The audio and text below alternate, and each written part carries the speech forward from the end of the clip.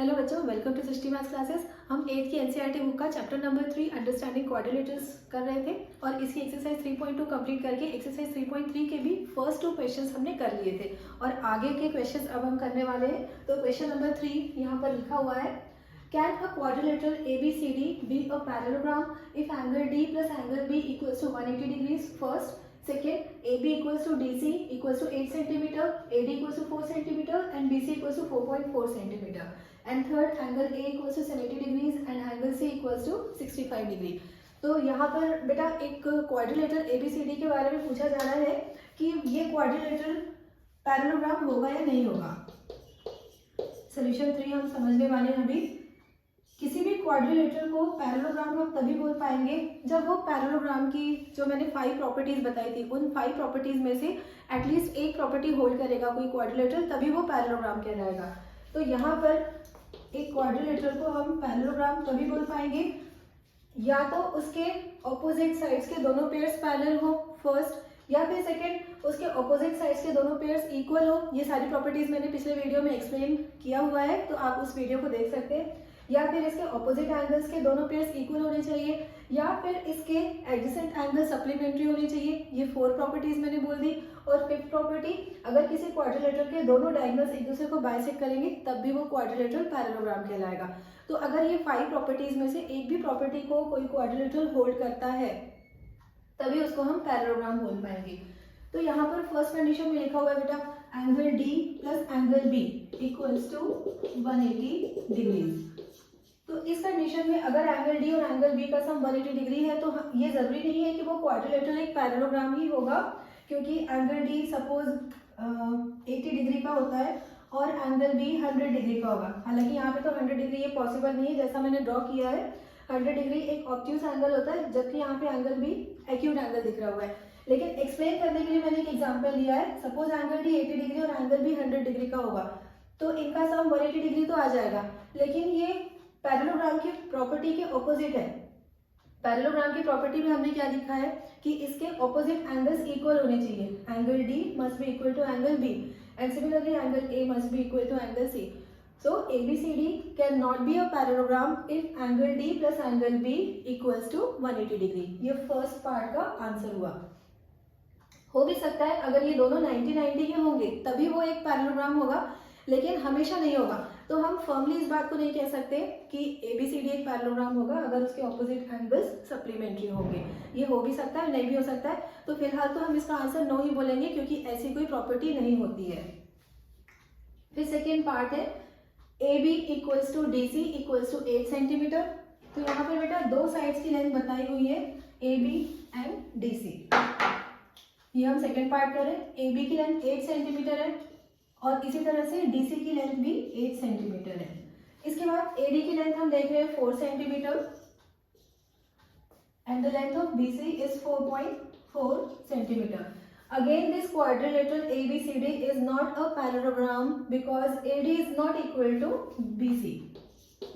AD is not equal to BC. Therefore, ABCD is not a parallelogram. Not a parallelogram. क्योंकि हमने क्या देखा है, यहाँ पर हमको प्रॉपर्टी भी लिखनी पड़ेगी। ABCD is not a parallelogram because in a parallelogram both pairs of opposite sides are equal. Opposite sides के दोनों pairs equal होंगे तभी हम उस पैरेललोग्राम उस क्वाड्रिलेटरल को पैरेललोग्राम बोल पाएंगे। तो यहाँ पर हम आंसर में क्या लिखेंगे, no ABCD is not a parallelogram because its opposite sides AD and BC are not equal. अब देखेंगे हम इसका थर्ड पार्ट। थर्ड पार्ट में एंगल्स के मेजर्स लिखे हुए हैं। एंगल A 70 डिग्रीज है, angle A 70 degree, angle C 65 degree. तो इसके लिए मैं एक दूसरा पैरेललोग्राम ड्रॉ कर रही हूँ और आपको उसका रीजन बताऊंगी कि मैंने अलग से फिर से एक न्यू पैरेललोग्राम क्यों ड्रॉ किया हुआ है। शेप तो मैं बिल्कुल सेम ही बना रही हूँ, लेकिन अब मैं नेमिंग चेंज कर रही हूँ, ABCD। तो अब देखिए बेटा, मैंने क्यों इस तरह से दूसरा एक फिर से पैरेललोग्राम बनाया। शेप तो दोनों के सेम है, लेकिन बस यहाँ पे मैंने नेमिंग चेंज की हुई है। हम यहाँ पर रफ स्केच ही हमेशा ड्रॉ करते हैं। इस तरह के क्वेश्चन जब हम सॉल्व करते हैं तो सोल्यूशन के लिए हम रफ स्केच ड्रॉ करेंगे। तो ये भी ABCD एक मैंने पैरेललोग्राम बनाया है और और यहाँ पर भी पैरेललोग्राम बनाया, लेकिन इसमें नेमिंग मैंने इसलिए चेंज की है क्योंकि एंगल ए 70 डिग्री जो कि एक एक्यूट एंगल है, तो ए वर्टेक्स पे एक्यूट एंगल दिखना चाहिए था, इसके लिए मैंने फिर से एक पैरेललोग्राम ड्रॉ किया ABCD। अगर मैं यहाँ पर 70 डिग्री लिख देती तो आप खुद ही सोच सकते हैं कि ये बिल्कुल ही रॉन्ग होता। ए यहाँ पर साफ साफ ऑब्ट्यूस एंगल दिखाई दे रहा है, मोर देन 90 डिग्री दिखाई दे रहा है, इसलिए मैंने फिर से एक पैरेललोग्राम बना लिया। तो अभी तो हमको ये चेक करना है थर्ड क्वेश्चन में कि एंगल ए 70 डिग्री और एंगल सी 65 डिग्री होगा, तब ABCD पैरेललोग्राम होगा या नहीं होगा। तो इसका भी आंसर बेटा नो होगा। क्यों आंसर नो होगा? Because in a parallelogram both pairs of opposite angles are equal, और यहाँ पे हम देख रहे हैं angle A is not equal to angle C, therefore ABCD is not a parallelogram. तो यहाँ पर एक तरह से तीनों ही क्वेश्चंस के आंसर्स नो होंगे। और लेकिन कुछ टीचर्स, जैसे ये फर्स्ट पार्ट है, इसके लिए कुछ टीचर्स बोलते हैं कि इसके आंसर में आपको बच्चों को लिखना चाहिए sometimes it may be a parallelogram. तो इसके लिए थोड़ी सी एक कंट्रोवर्सी है क्योंकि ऑपोजिट एंगल सप्लीमेंट्री होते हैं, इस तरह की कहीं भी कोई प्रॉपर्टी होती नहीं है पैरेललोग्राम में। वो सिर्फ एक रेक्टेंगल और स्क्वायर के केस में दिखाई देता है कि ऑपोजिट एंगल सप्लीमेंट्री हो जाते हैं, अदरवाइज किसी भी पैरेललोग्राम में ऑपोजिट एंगल सप्लीमेंट्री नहीं होते हैं। तो मेरे हिसाब से तो इसका आंसर भी नो होना चाहिए, क्लियर नो। इसके बाद हम देखेंगे question number 4। Draw a rough figure of a quadrilateral that is not a parallelogram but has exactly two opposite angles of equal measures. हमको एक इस तरह का क्वाड्रिलेटरल ड्रॉ करना है जिसमें ऑपोजिट एंगल्स के टू ऑपोजिट एंगल्स इक्वल हो, तो और वो पैरेललोग्राम भी नहीं होना चाहिए। नॉर्मल एक क्वाड्रिलेटरल होगा जिसके ऑपोजिट एंगल्स इक्वल हो, तो उसके लिए इस क्वेश्चन में बेटा हम काइट ड्रॉ कर लेंगे। काइट भी एक क्वाड्रिलेटरल होता है और इसके ये वाले ऑपोजिट एंगल्स हमेशा इक्वल होते हैं। तो फोर्थ क्वेश्चन के आंसर के लिए आप ये वाला फिगर ड्रॉ कर लेंगे। इसके बाद देखेंगे हम question number 5। The measures of two adjacent angles of a parallelogram are in the ratio 3:2. Find the measure of each of the angles of the parallelogram.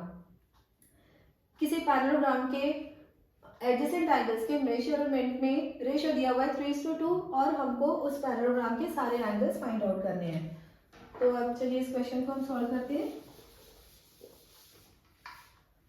अच्छा, फोर्थ क्वेश्चन में जब आप ये फिगर ड्रॉ करेंगे काइट, तो मैंने अभी उसकी नेमिंग लिखी थी, आप इसकी नेमिंग कर लेंगे जो भी मर्जी हो, ABCD या PQRS जो भी मर्जी हो, और साइड में हम लिख देंगे kite, it will be a kite.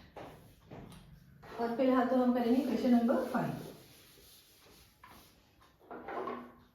तो अब फिफ्थ क्वेश्चन के लिए फिर से एक पैरेललोग्राम ड्रॉ करते हैं और इसके सारे एंगल्स के मेजरमेंट्स फाइंड करते हैं।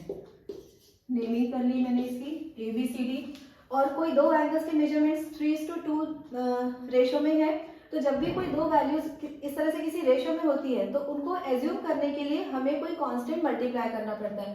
तो हम सपोज कर लेंगे late angle B and angle C be in the ratio 3:2। Angle B और एंगल C में रेशियो 3:2 हमने सपोज कर लिया। तो एंगल B हम 3 के लेकर चलेंगे और एंगल C का मेजरमेंट 2 के ले लेंगे, और यहाँ पर स्टेटमेंट भी लिखना होगा हमको, let angle B equals to 3K and angle C equals to 2K। ये डिग्रीज का साइन अप्लाई कर दिया मैंने इन द पैरेललोग्राम ABCD।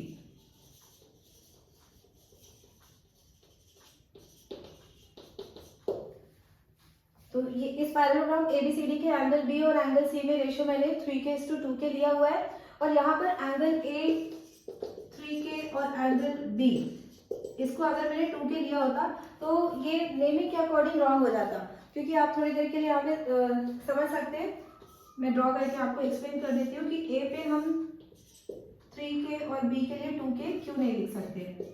अगर A के लिए मैंने 3K सपोज किया और एंगल B के लिए 2K सपोज कर लिया, तो जिस तरह से मैंने ड्रॉ किया हुआ है, जिस तरह से मैंने नेमिंग की हुई है, उस हिसाब से ये रॉन्ग हो जाएगा, क्योंकि बेटा ऑब्वियसली 3K की वैल्यू 2K से ज़्यादा ही होगी।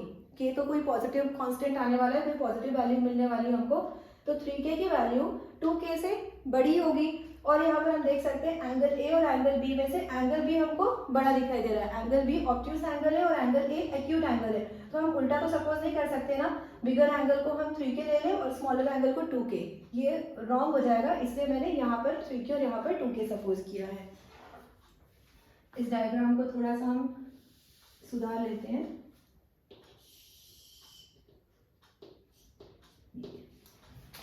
ABCD पैरेललोग्राम, तो ये हमने एंगल सपोज कर लिए, angle D and angle C, 3K and 2K। अब यहाँ पर हम प्रॉपर्टी कौन सी अप्लाई करेंगे?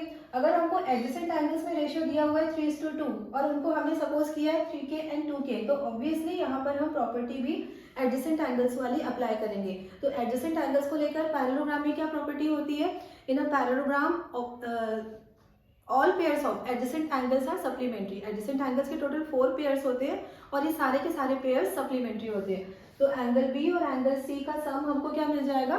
सप्लीमेंट्री होने की वजह से 180 डिग्रीज।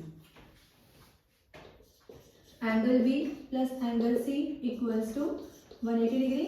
और यहाँ पर हम प्रॉपर्टी लिखेंगे एडजेसेंट एंगल्स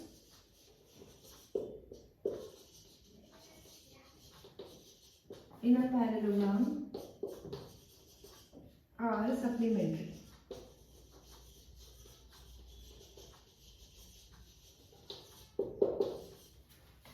और इनके मेजर्स यहाँ पर लिख लेंगे जो हमने सपोज किया है 3K and 2K। 3K plus 2K equals to 180 degrees.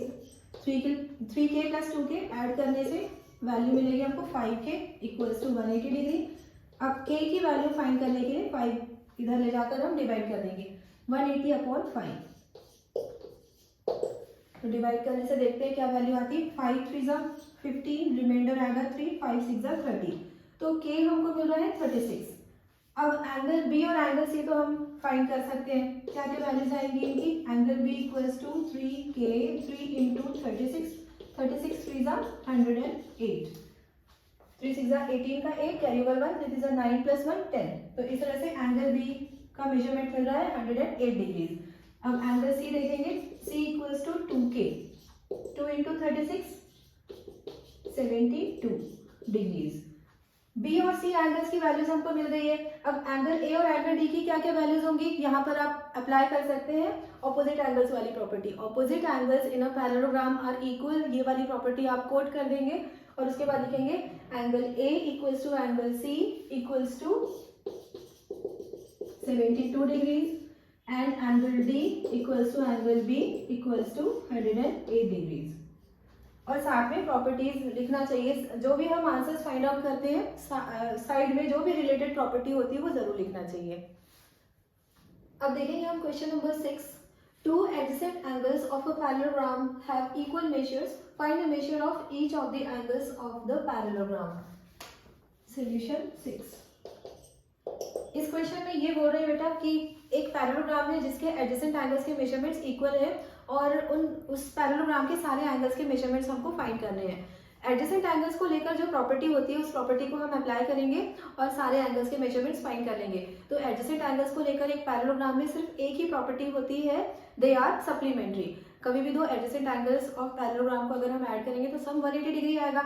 अब आप सोचिए कि अगर दोनों एडजेसेंट एंगल्स के मेजरमेंट सेम है और वो मिलकर 180 डिग्री फॉर्म कर रहे हैं, मतलब ऐड होकर सम 180 डिग्री आ रहा है, तो एक एक का मेजरमेंट ऑब्वियसली 90-90 होना होगा, तभी तो दोनों के मेजर्स इक्वल भी होंगे और सम 180 डिग्री भी आ जाएगा। तो इसके सारे एंगल्स के मेजरमेंट्स 90-90 डिग्री होंगी, मतलब या तो ये एक रेक्टेंगल होगा या फिर स्क्वायर होगा। तो मैं आपको इसे लिखकर एक्सप्लेन कर रही हूँ। तो हम सपोज कर लेंगे let each of the two equal adjacent angles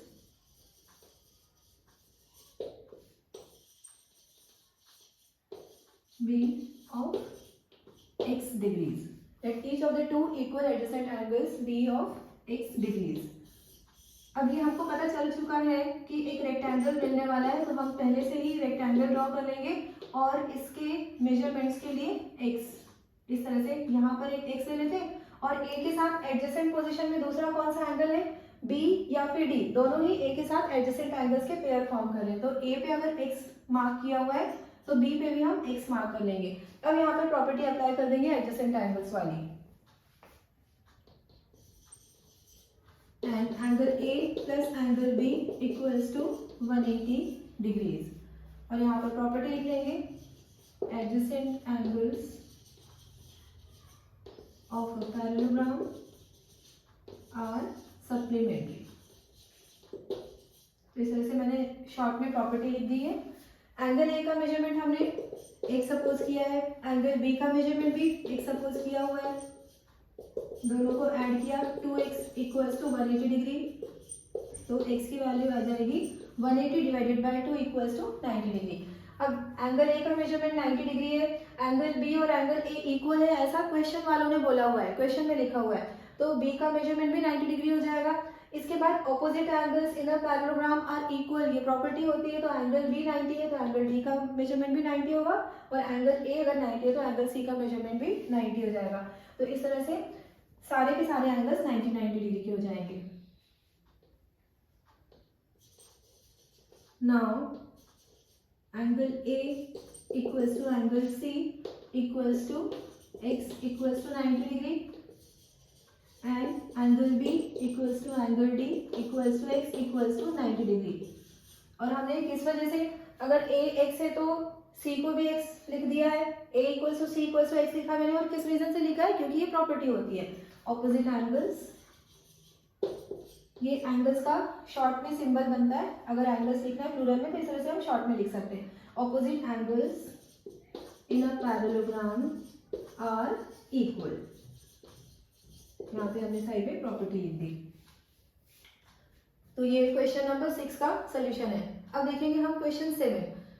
the adjacent figure हो is a parallelogram, find measures x y z। ये x y z यहाँ पे जो दिख रहे हैं एंगल्स, इनके हमको मेजरमेंट्स फाइंड करने।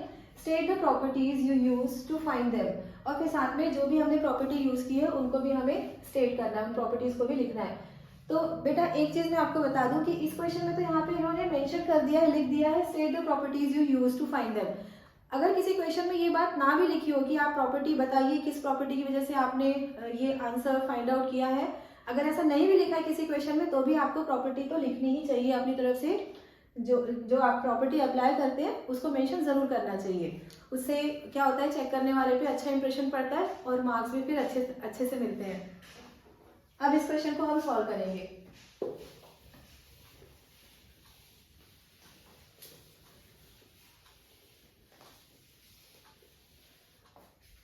अब यहाँ पर हम होप ये पैरेललोग्राम पहले से क्वेश्चन में ड्रॉ किया हुआ है, नेमिंग की हुई है HOPE, और HO साइड को आगे तक एक्सटेंड कर दिया है। एक्सटेंड करने के बाद यहाँ पर क्वेश्चन में कोई नेमिंग नहीं है, तो हम अपनी मर्जी से कोई सा भी एक लेटर यहाँ पर लिख देते हैं। तो मैंने लिख दिया यहाँ पर A। अब ये एंगल 70 डिग्री दिख रहा हुआ है। सबसे पहले हम x फाइंड करेंगे, तो उसके लिए ये वाला एंगल हमको पहले फाइंड आउट करना पड़ेगा। इस एंगल को 1 से डिनोट कर लेंगे हम। Angle 1 plus 70 equals to 180 degree. और ये कौन सी प्रॉपर्टी होती है, ये प्रॉपर्टी आपने 7 में पढ़ी है, ये कहलाती है लीनियर पेयर प्रॉपर्टी। जब भी दो एडजेसेंट एंगल्स मिलकर एक स्ट्रेट लाइन फॉर्म करते हैं तो वहां पर अप्लाई हो जाती है लीनियर पेयर प्रॉपर्टी। तो एंगल 1 और 70 डिग्री मतलब एंगल POA, इन दोनों का सम मिल जाएगा हमको 180 डिग्री। क्वेश्चन 7 का ये सोल्यूशन है। Angle 1 plus angle POA equals to 180 degree, और ये प्रॉपर्टी है linear pair of angles. Angle 1 का मेजरमेंट हमको फाइंड करना है। एंगल POA 70 डिग्रीज है।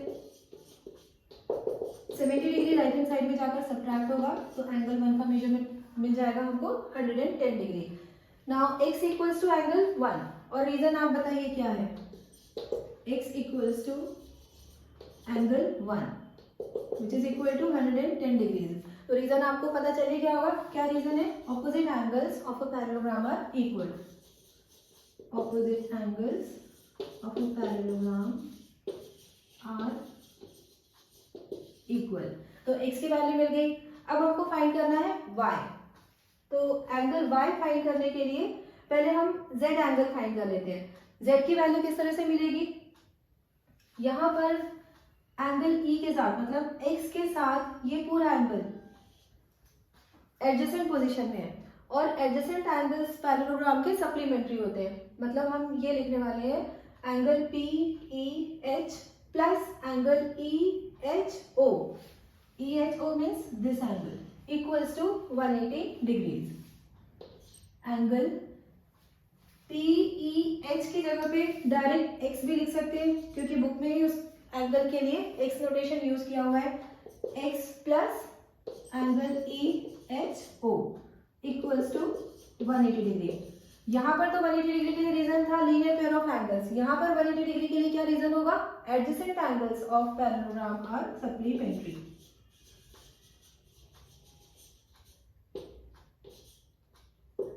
Adjacent angles of parallelogram are supplementary.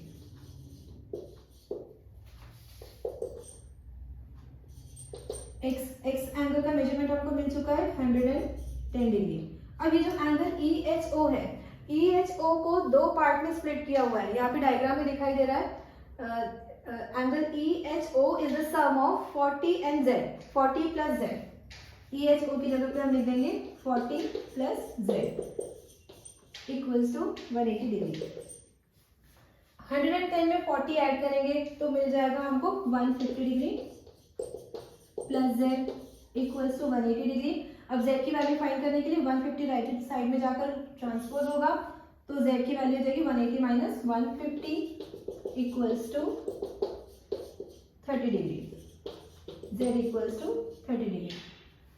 तो इस तरह से एंगल z मिल गया।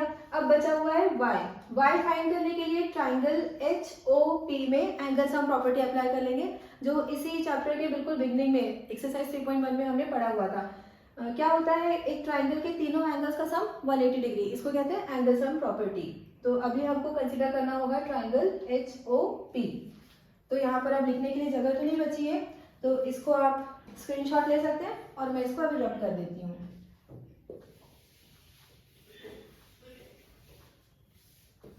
In triangle HOP,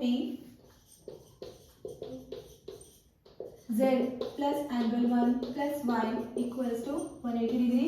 और इस प्रॉपर्टी को देखिए यहाँ पे हर बार 180 होने के लिए रीजन अलग अलग है। कहीं पर लीनियर पेयर प्रॉपर्टी की वजह से 180 डिग्री आ रहा था सम, कहीं पर एडजेसेंट एंगल्स ऑफ पैरेललोग्राम होने की वजह से 180 डिग्री सम आ रहा था, और यहाँ पे 180 डिग्री सम क्यों आ रहा है? क्योंकि ट्राइंगल के तीनों एंगल का सम 180 डिग्री होता है। यहाँ पर हम अप्लाई कर रहे हैं एंगल सम प्रॉपर्टी।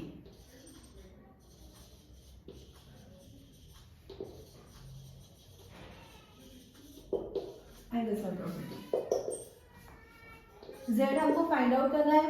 एंगल 1 का मेजरमेंट 110, y हमने फाइंड नहीं किया, अभी z फाइंड किया है, सॉरी z की वैल्यू हमने फाइंड की हुई 30 डिग्री और y अभी हम फाइंड करने वाले हैं equals to 180 degree. 110 plus 30 equals to 140 plus y equals to 180 degree. अब y की वैल्यू फाइंड करने के लिए 140 डिग्रीज राइट साइड में जाकर ट्रांसपोज होगा। 180 माइनस 140 तो y मिल गया हमको 40 डिग्रीज का। इस तरह से तीनों एंगल्स की वैल्यूज हमको पता चल गई। x आ गया था 110, y का मेजरमेंट आया 30 डिग्री, सॉरी y का मेजरमेंट आया 40 डिग्री और z की वैल्यू मिली है 30 डिग्रीज।